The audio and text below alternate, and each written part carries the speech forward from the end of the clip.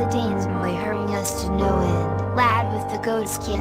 Illustration 2.png dus Rhintelus squid him.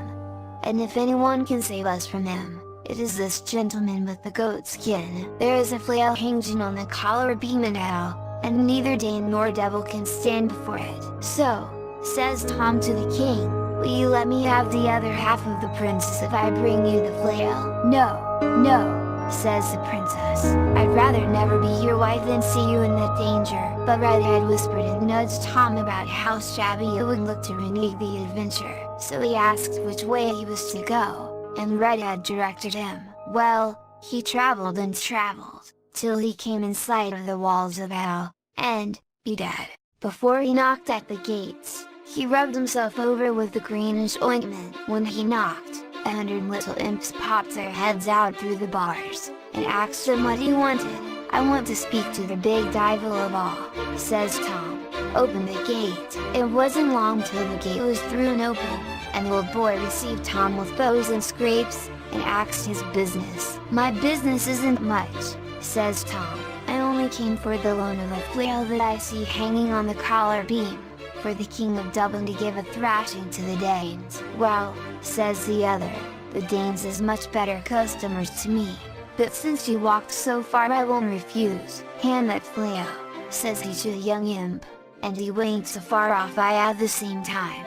So, while some were barring the gates, the young devil climbed up, and took down the flail that had the hand's staff and bull being both made out of red-hot iron. The little vagabond was grinning to think how it would burn the hands o' Tom, but the dickens a burnin' made on him, no more nor if it was a good oak sapling. Thank ye, says Tom. Now would you open the gate for a body, and I'll give you no more trouble. Oh, trim, says old Nick.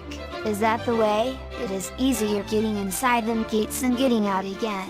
Take that tool from him, and give him a dose of the oil of stirrup. So one fellow put out his claws to seize on the flail, but Tom gave him such a welt of it on the side of the head that he broke off one of his horns, and made him roar like a devil as he was. Well, they rushed at Tom, but he gave them, little and big, such a thrashing as they didn't forget for a while. At last says the thief of all, rubbing his elbow, let the fool out, and woe to whoever lets him in again, great or small.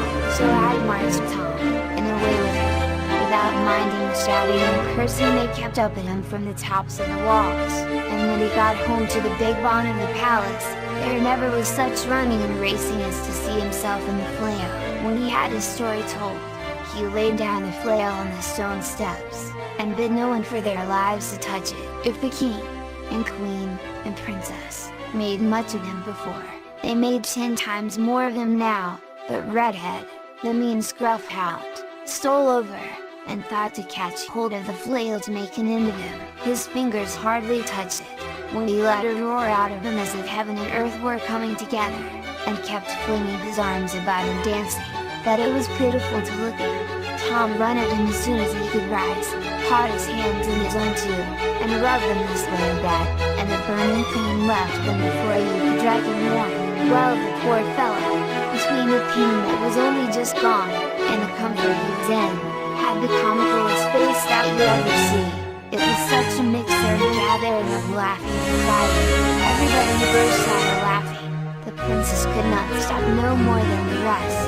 And then says Tom, now, ma'am, if there were 50 heads of you, I hope you will give me them all.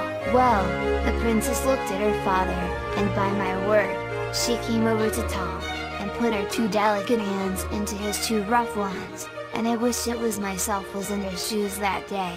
Tom would not bring the flail into the palace, you may be sure no other body went near it, and when the early risers were passing next morning, they found 2 long clefts in the stone, where it was after burning itself and opening downwards. Nobody could tell how far, but a messenger came in at noon, and said that the Danes were so frightened when they heard of the flail coming into Dublin, that they got into their ships, and sailed away.